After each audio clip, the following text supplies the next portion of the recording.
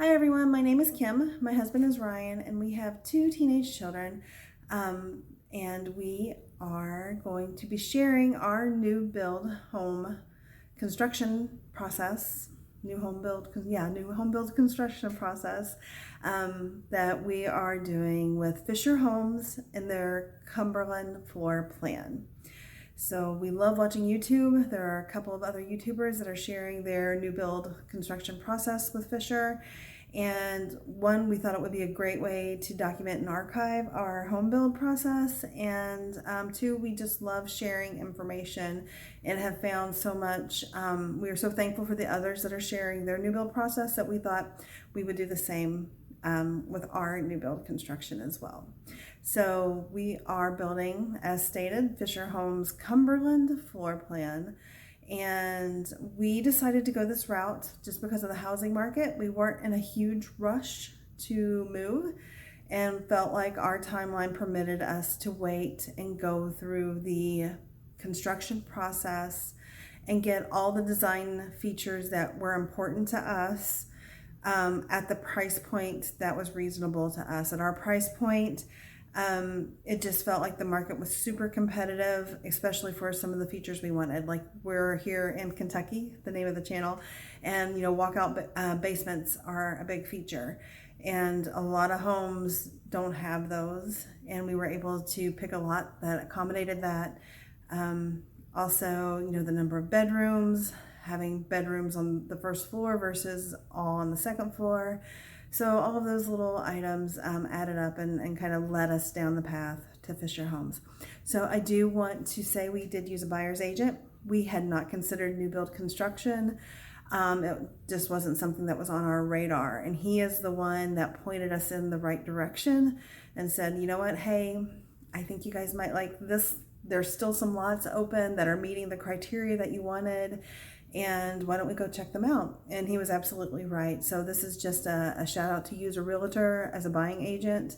They are very helpful, and they do help guide you in the right process. So we love ours. If you want to know the contact, we are in the greater Louisville area. So that would be a consideration if you're interested in knowing.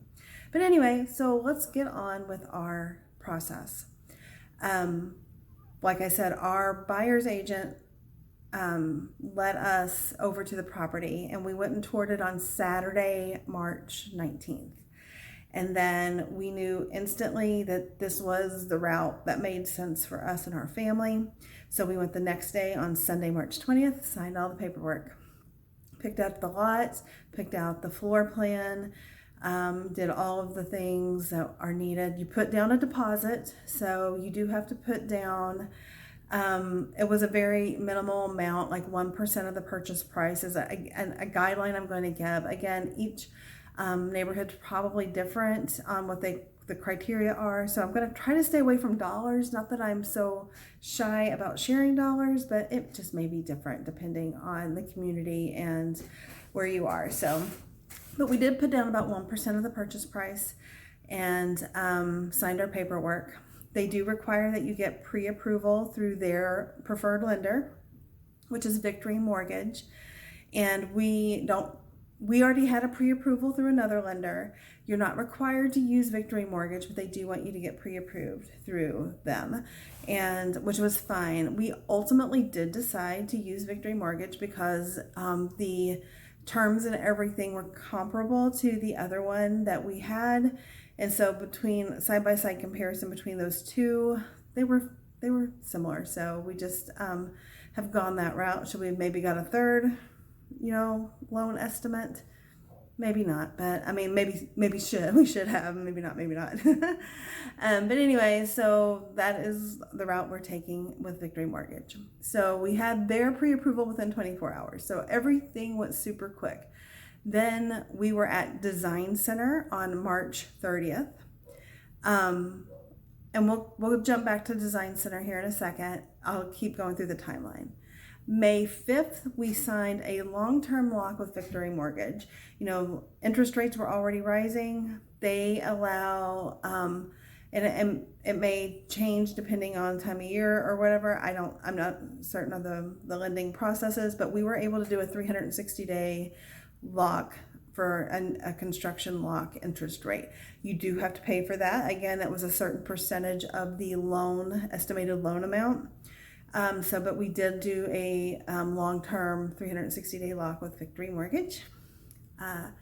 On May 23rd, we had the site meeting with the construction manager, so the person that was going to be overseeing our home's build.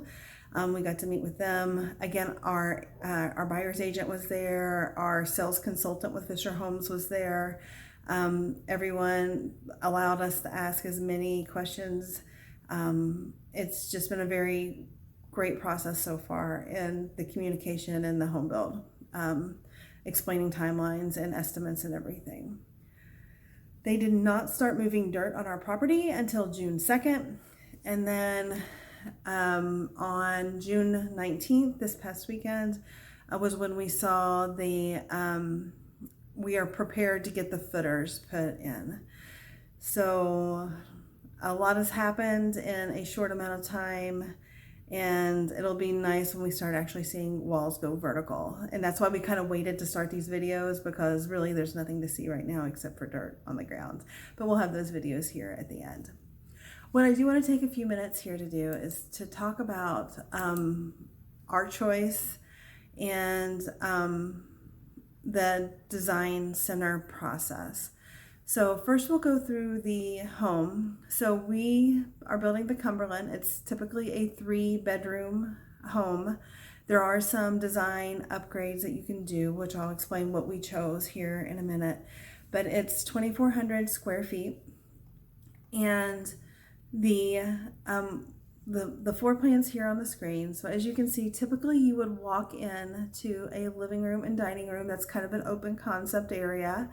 And your 2-car garage is off to the other side, and you'll have the stairs right there at the entryway heading upstairs. Then in the back of the home, you'll have your family room, morning room, which is like your little like breakfast nook kind of area, and then your kitchen all in one area. So what we did here is we chose to not get the optional island that you can see here in the diagram. It's really hard to tell. It was hard for us to tell how big the space was. We were kind of mapping it out in our current place we're staying and trying to see if that island would be helpful or in the way. We ultimately came to the conclusion we think it might be in the way, and plan on just buying, if we do want an island in the kitchen, one that can be on wheels that we can roll around. The other thing that we chose to do is there's a set of optional cabinets that'll go there next to the refrigerator, and you can never have too many cabinets, so we added that on. The other thing, as you enter the home, there is an option for a guest suite, and instead of having that living room, dining room area. And we chose to do this. With the house only being typically a 3-bedroom, we thought having the extra 4th bedroom would be beneficial for resale in the future. We plan on using it as my office. I have a hybrid work situation where I can work 2 days at home and 3 days in the office. So it's going to be a office/guest suite. And when you make that change, the half bath that was downstairs turns into a full bath. And so I think this will be a really nice option too. If for some reason someone wants to come and stay in the future, we can then have a true dedicated guest suite for someone to stay in. And if I do have to work from home, I can just work from my bedroom or wherever I need to on those days. The other thing we chose to do is we chose to do off the 2-car garage, you can do a 4-foot bump out. And we chose to spend the extra money on that. The neighborhood that we are in, the HOA doesn't allow any additional sheds or space. So like storage sheds outside. So we wanted the extra room for our gardening tools and storage and that kind of stuff so that we can actually use the 2-car garage for 2 cars and then have the storage off to the side of the garage. As you head upstairs, you can see there is a huge loft area, and there are options to make that a smaller loft and add another bedroom. We actually chose to leave it as the large loft. And the reason we decided to do that was just to have an extra kind of decompressing, like live family room type situation. We're big watching TV before bedtime type people. And so we're gonna set up a couch and a TV, hopefully a little wet bar with a little mini fridge so we can have our snacks and soda, maybe a little microwave, and we can still have our evening snacks and watch TV right before bed without having to go up and down the stairs. We'll see if that actually pans out. I guess stay tuned and we'll know in the future. But there are 2 nice sized bedrooms upstairs, a laundry room, and a full-size bathroom for those 2 bedrooms. There's also an owner's room and a full-size bathroom off of it. We actually did, typically it comes with a tub and shower combination. We did the upgrade to have it be a no tub, but I think they call it a 5-foot shower, so just a larger shower. We as adults never take baths, me and my husband, and having the shower option seemed more appealing to us. And then the laundry room is on the 2nd floor too, which is nice because all the bedrooms that we plan on using are going to be on the 2nd floor.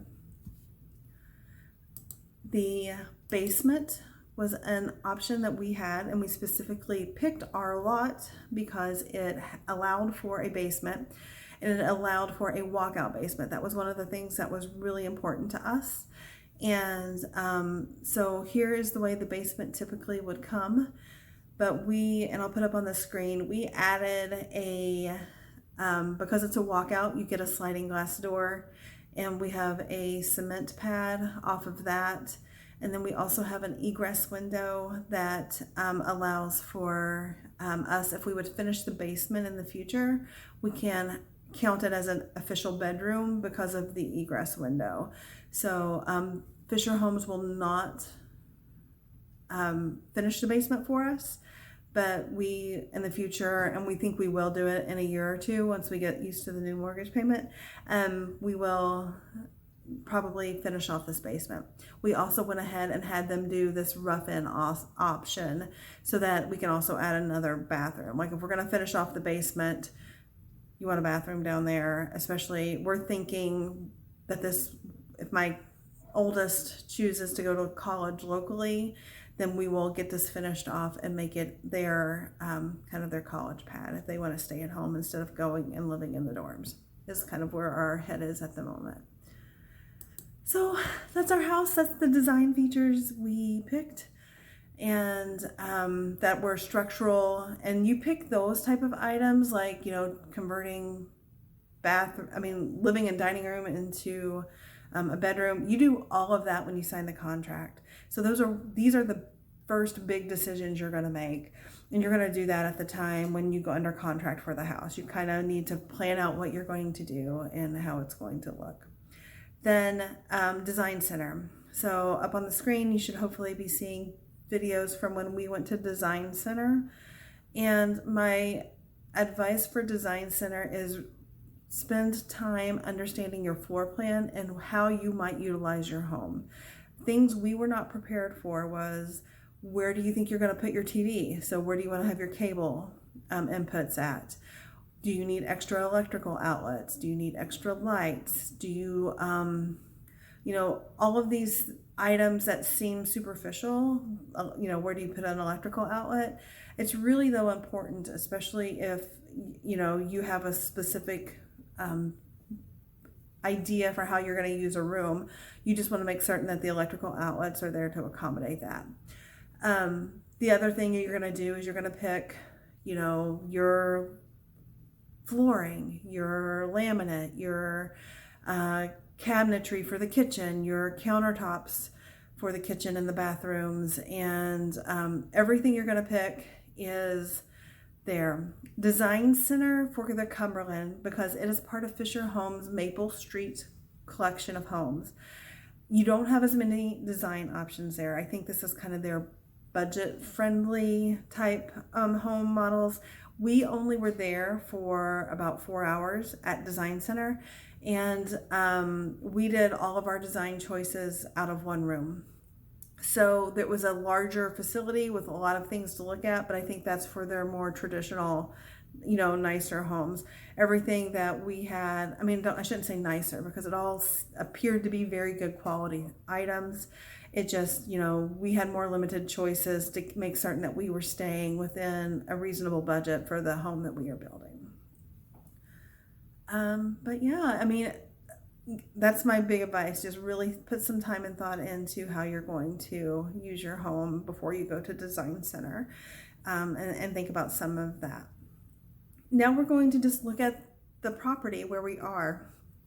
These first couple of pictures here are me and my husband when we signed, super excited. We signed the contract, took a picture by the dirt. My children are probably not going to be in the videos much, if at all. They've asked not to be in them, and I'm going to honor their request. And then we're just going to, as the videos are playing here, they are literally just the stages. I believe in the April time frame, we have some videos, and just they added gravel to the driveway so that they can access the property. And then we move on to where we are now, with the last ones being we're prepared to get footers, and kind of panning through the neighborhood too, as you can see how the neighborhood is changing around us as homes are going up. So it's very exciting. There should be more at the site videos going forward. Like I said, this is kind of just getting you caught up to where we are, the boring logistics video. And from this stage on, we're hoping to do weekly updates to let you know what the property looks like and how it's going. Right now, estimated completion is not until November. So when I say weekly videos, I don't mean literally weekly. If nothing has changed at the property, I don't know that there's much to see, and there won't be a video. But this is going to be fun for us and fun for those of you that want to follow along and are similar, maybe in the process of a similar timeline. So take care, you guys. Thanks for watching. Hit subscribe, do all the fun YouTube stuff, and I will see you guys later. Bye.